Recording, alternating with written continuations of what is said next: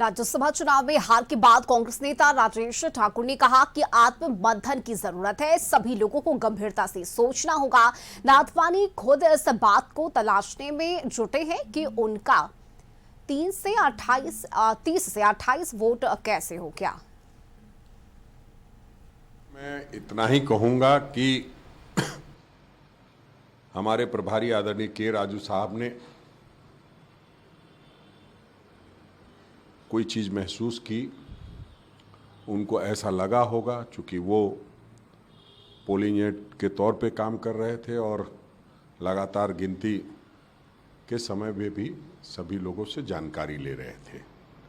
अब वो किस इनपुट के आधार पे कहे हैं वो तो बेहतर वही बता पाएंगे। हमें लगता है कि सभी दलों को चिंतन और मंथन करने की ज़रूरत है। देखिए, मैं इतना ही कहूँगा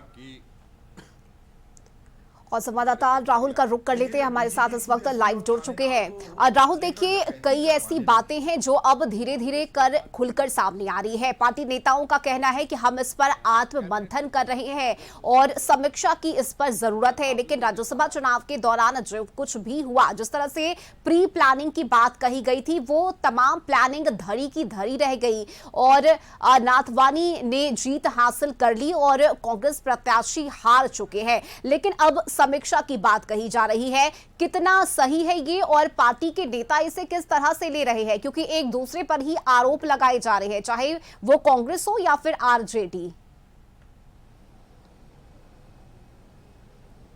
हाँ, देखिए रश्मि, सबसे बड़ी बात यह है कि जिस तरह से कल कांग्रेस के प्रदेश प्रभारी ने बयान दिया, वो एक तरह से कह सकते हैं कि इंडिया गठबंधन के अंदर जो आग सुलग रही थी उसमें घी डालने का काम किया और वो घी डालने के बाद से आग पकड़ ली है। राज्यसभा के चुनाव खत्म हो गए, नाथवानी जीत गए, बैजनाथ राम जीत गए, प्रणौजा हार गए। इस पर चर्चा होनी बंद हो चुकी है। अब चर्चा हो रही है प्रदेश प्रभारी के राजू के उस बयान पर, जिसमें उन्होंने कहा कि राजद और वाम दल के विधायकों ने क्रॉस वोटिंग की, उन्होंने वोट नहीं दिया, इस वजह से हमारे उम्मीदवार को कम वोट मिला और वो चुनाव हार गए। हालांकि कुल 21 वोट कांग्रेस के उम्मीदवार को मिला था, जिसमें से 1 वोट इनवैलिड हुआ, 20 वोट मिला।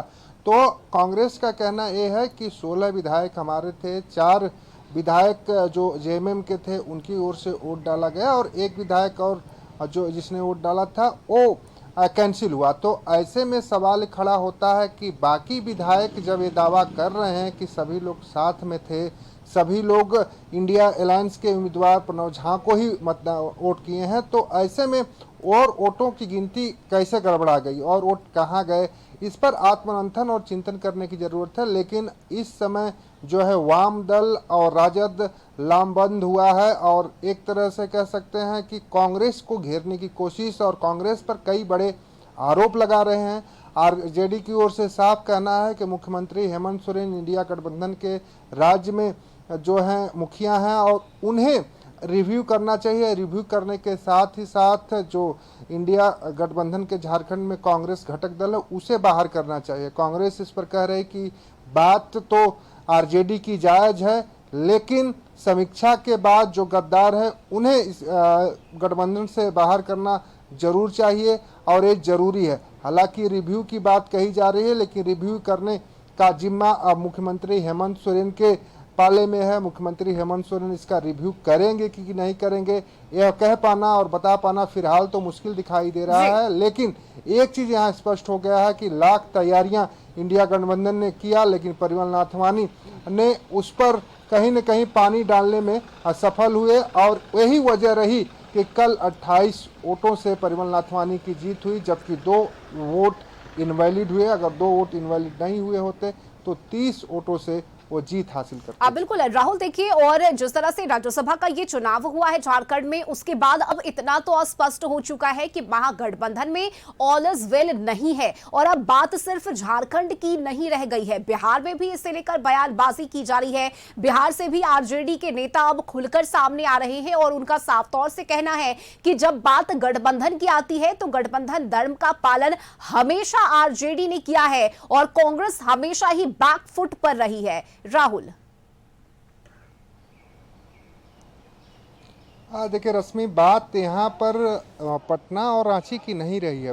बात यहाँ पर क्षेत्रीय दल जो आरजेडी है, जिसकी बिहार में पकड़ अच्छी मजबूत है, झारखंड में उसके 4 विधायक, सत्ता में 1 मंत्री, और बात अब भोला यादव जो लालू परिवार के सबसे करीबी और राजद के राष्ट्रीय महासचिव है, उनके साख पर खड़ा हो रही है।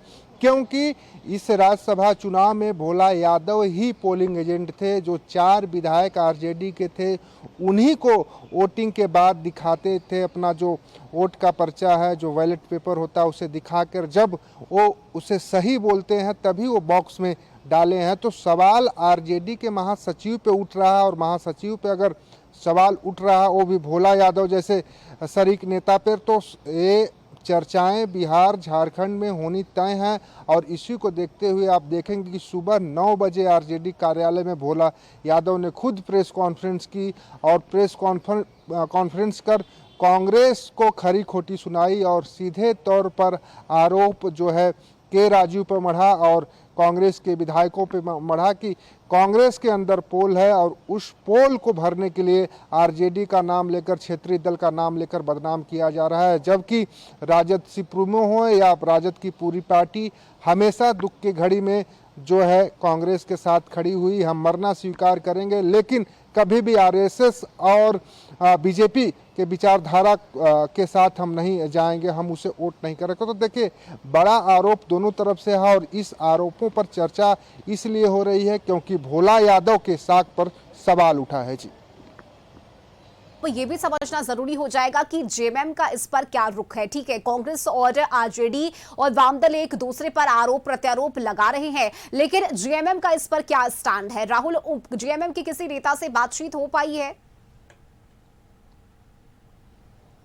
देखिए, जेएमएम ने साफ कहा है कि ये बातचीत का दौर होना चाहिए, आरोप प्रत्यारोप में हमें नहीं उलझना चाहिए, इसकी रिव्यू करनी चाहिए, बैठक होनी चाहिए, और बातचीत करके इस मसले का हल निकालना चाहिए। और हमें उस खामी को ढूंढने की ज़रूरत है कि कहाँ से गड़बड़ी हुई, कहाँ से दिक्कत हुई। जो कि इंडिया गठबंधन के जो दूसरे उम्मीदवार थे, प्रणव झा, उनको इतने कम मत मिले, तो वो कह सकते हैं कि एकदम न्यूट्रल मोड में दिखाई दे रही है जेएमएम साफ तौर से ये समझ रही है कि अभी जो है 3 दल आपस में लड़ रहे हैं, तो ऐसे में जेएमएम को उसमें कूद कर जाना ठीक नहीं, क्योंकि झारखंड में सबसे बड़ा दल है जेएमएम के जो मुखिया हैं हेमंत सोरेन राज्य के मुख्यमंत्री हैं, और इंडिया गठबंधन को भी यहाँ झारखंड में लीड कर रहे हैं। तो ऐसे में जेएमएम कोई भी बयान देने से पहले नाप तोल रहा है, तभी वो बातें बोल रहा है। लेकिन एक चीज़ तो साफ है कि रिव्यू बैठक अगर सीएम किए तो जरूर पता लगेगा कि परिमल नाथवानी के पास